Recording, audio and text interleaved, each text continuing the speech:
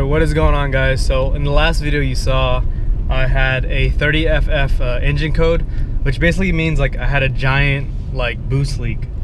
Ever since then though, the car is like it's fine now. It's boosting. I'm on MHD stage 1 now, and it's boosting just as it should.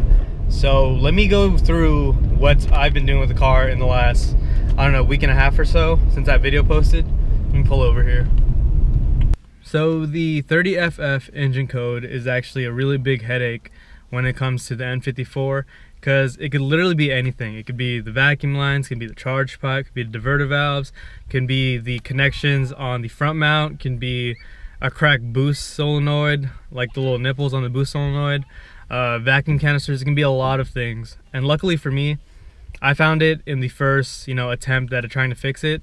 So what I did was I purchased, like I said before, the vacuum lines, the charge pipe, and a front mount. The front mount hasn't gone in yet, but the charge pipe and vacuum lines, for the most part, have been replaced. I didn't order enough vacuum lines, so not all of them are replaced, but the majority of them are done. So here in this bag right here, I have the old diverter valves, and if you see right here, it's dried up now. I took these out about last week, but when I pulled these first out, there was oil. Like, wait, no. Here it is, I think. There was oil saturated out this whole thing. And it's normal for a little bit of oil to go into these by just blow by because of the PCV system, but it was excessively drenched in oil. And actually, before I even got the blow off valve, I'd hear an audible like whoosh and like pop in this area where the diverter valves on this side of the car, which is a really big indication that the diverter valves were bad. So I took them out, I put in the blow off valve. I got it from ECS. So after I took out the diverter valves, I found a little like square rectangle box that was attached to my T-map sensor. I think that's a T-map. I forgot. It's a little sensor that's connected to the charge pipe. So from that T-map was a JB Plus, which is literally a small box that adds boost to your car, and then that was connected to my harness. So my theory was I had that JB Plus on top of my MHD, and it just created a huge like amount of boost that the computer wasn't ready to handle. Also, the charge pipe wasn't ready to handle, so I feel like all that just, it took a shit on itself. So I took out the JB Plus, I'm running straight MHD, and I'm boosting happily. All my values look correctly on my monitors. And yeah, let me go ahead and show you guys the charge pipe right now.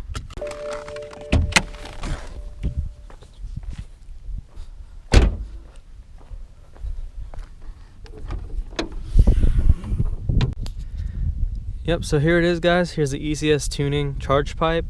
Before purchasing this, I saw the reviews, and yes, it works, but the fitment is absolute trash. This took a lot of like manhandling to get in there.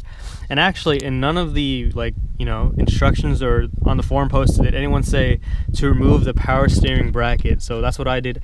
That's what I had to do. I removed the power steering bracket because it would hit right here. The old bracket was right here holding this up, so I need to figure out a new way to mount this like better.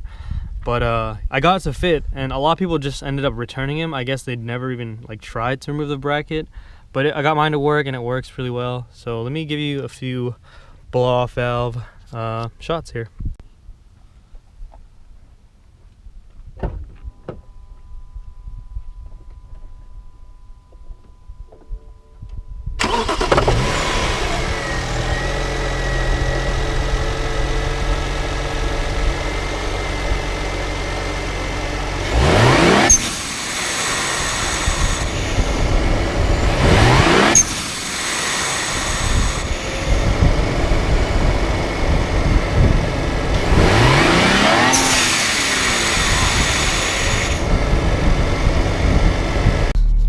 Yes, if you're wondering if I warmed up the car before I did that, yes, the car, it's not completely frozen. I mean, like from start. I was driving around a little earlier, so it is warmed up. I actually did get my gauges to work on my MHD. As you can see, AFR looks decent. It's kind of searching a little bit, but it stays around 14.7. Yeah, coolant, oil temp, intake air temperature, the rail pressure, the low PSI, the low pressure fuel pump is what I'm trying to say. Looks good. And the wastegate duty cycle. So as for today, as you can see, the car is really dirty. I don't plan on cleaning it for a while because I'm doing a lot of things here soon. In here is my front mount intercooler, which I plan on putting in today. Not really gonna do a DIY kind of video because another guy does the same exact manifold, front mount, and he does it really well, in depth. I'll link that in the description if you guys want it, let me know and I'll give you the link to that. But here it is. I can't get it out of the box. I'll show you guys when I get to the hobby shop. But yeah, old diverter valve and old charge pipe. I kept in case. I need to put them back for any weird reason, but I've driven the car to LA and back twice now.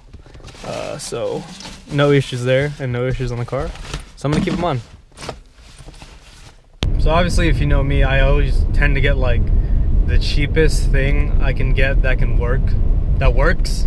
God, freaking Asian accent. But the ECS Tuning was the cheapest charge pipe and blow-off valve package, I guess. Some freaking blow-off valves go for $400 alone. And yes, it has the characteristics of being an eBay blow-off valve, but ECS Tuning has a 1-year warranty on the blow-off valve itself. So if that goes out, I can get that replaced. Also, they said they've never had to use it, or no one else has ever had to use it yet. So that's a good sign. The charge pipe itself is all aluminum, so no issues there. And yeah, I'm not gonna say where I got the freaking front mount from, but if you're into 335s, you know where this front mount is from. And yeah, I'm gonna give it a try, and we'll see how that goes. So yeah. Alright, so that's kind of annoying. I just went to the hobby shop and they're closed. I knew they were gonna be closed for Christmas, but the sign said they'd be closed for 10 days. Like, I don't even know what establishment thinks it's okay to just close down for 10 days. It's whatever though. It's just kind of annoying because this front mount's been sitting in my room for a while. I got the charge pipe and blow-off valve after the front mount, and those are already on my car, so it's whatever. I guess that's the end of this video because I can't really do anything else. But what's to come is I'm getting downpipes soon here, so I'll technically be full bolt-ons minus the inlet and outlet. So yeah, that'll be fun. I can't wait to hear my turbos spool again like they used to on my WRX and STI. That's gonna be really exciting. But yeah, other than that, guys, thanks for watching. Sorry the content was cut short. The hobby shop, I guess, just doesn't want to work for 10 days straight. Must be nice, right? But yeah, let me end it here with a little pull.